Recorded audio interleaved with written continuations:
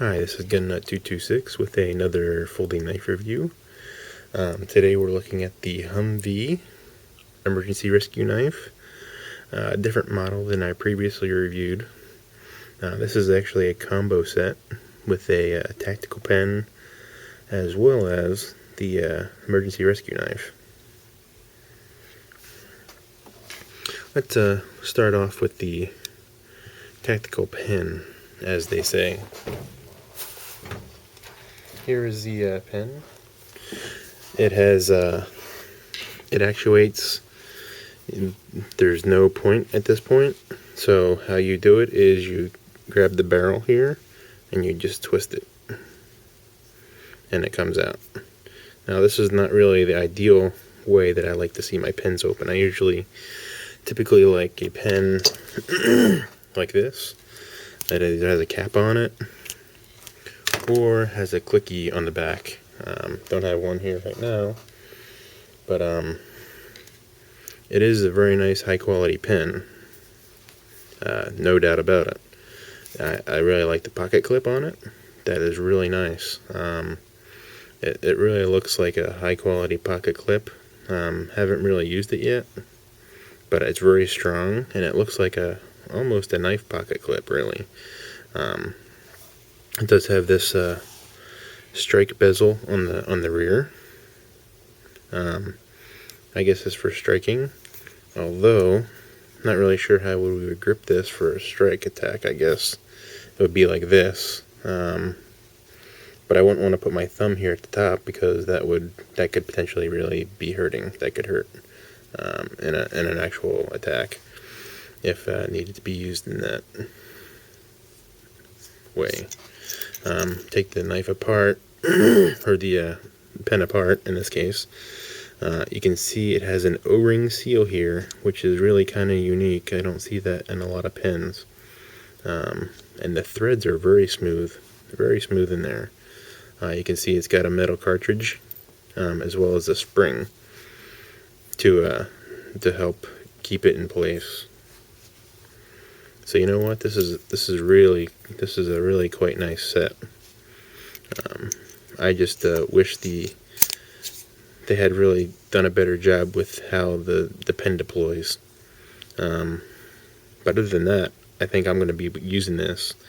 I'm going to try to use it in the office and see how it is accepted. Not really sure. I've never seen anybody use something like this.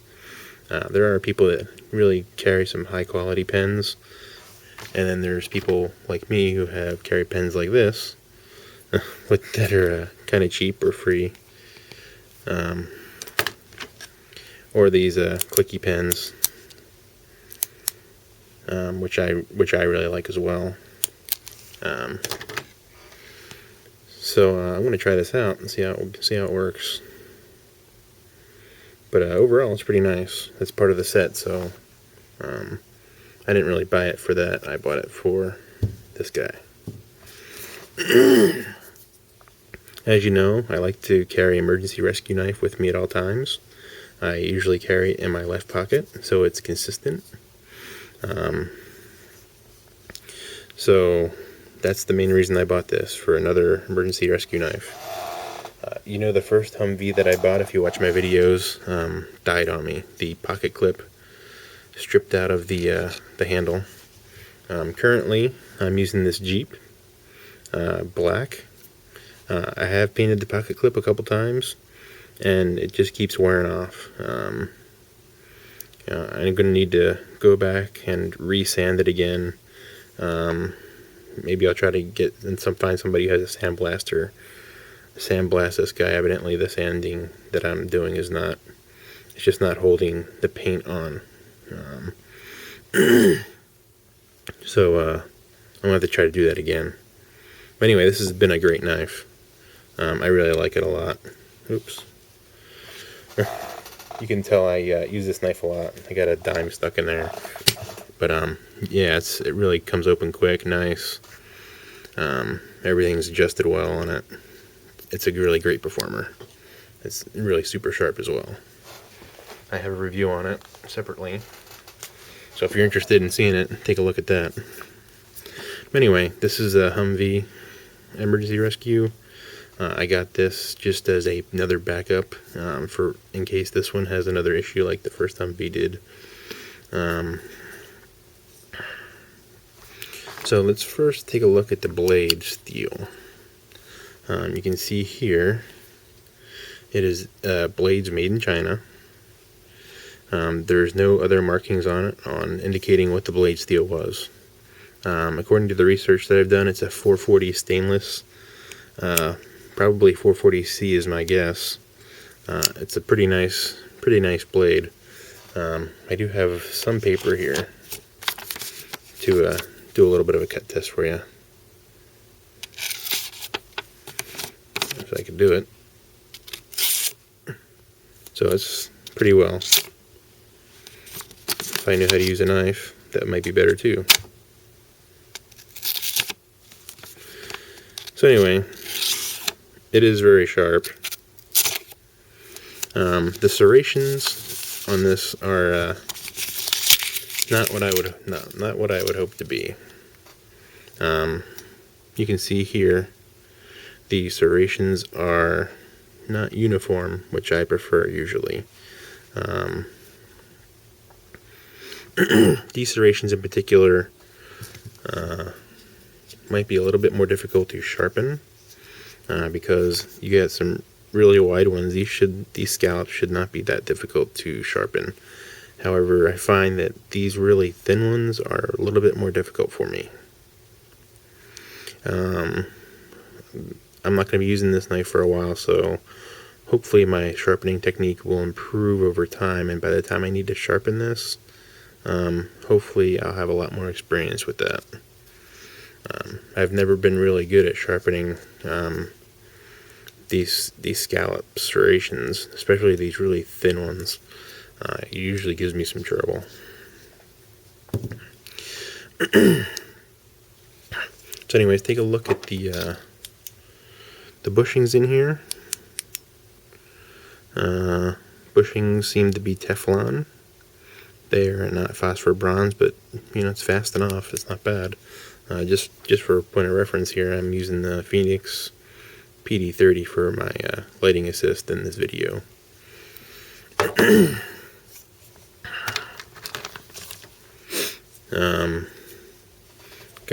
There's two different modes of deployment. There's this thumb stud here, which is kind of nice. Gives you a nice lock up when you pull it out that way. And you also have this mode of opening.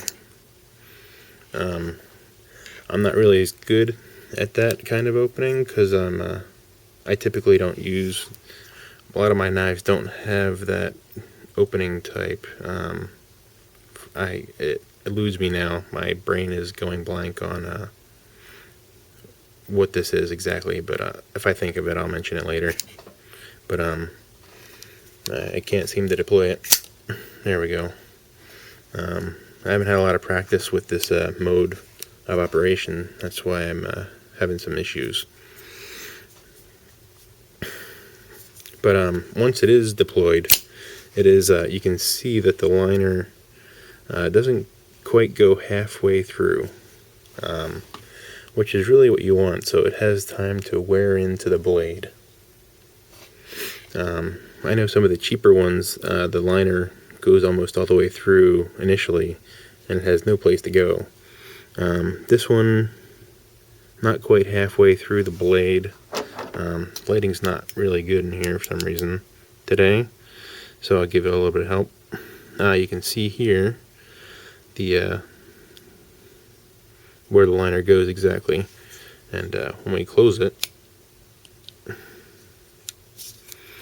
you can see there. You can see it's machined, and you can kind of see where the liner is currently riding, and you can see where it's going to wear into the blade eventually, and hopefully it'll hold up over time. But other than that, the lockup strength on this guy is pretty solid. There's no wiggle side to side, no wiggle up and down. It's working it works pretty well. I didn't need to adjust this pivot point at all out of the box. Alright, let's take a look at the weight.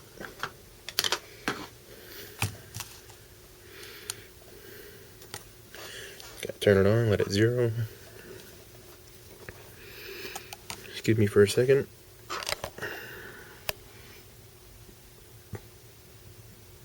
You can see it weighs in at 5.329 ounces,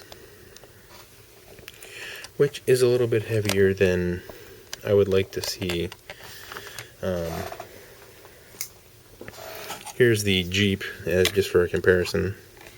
It is 4.179 ounces. So it's a significant difference, like 1.2 ounce difference or so. That's quite a bit when you're carrying it in your pocket.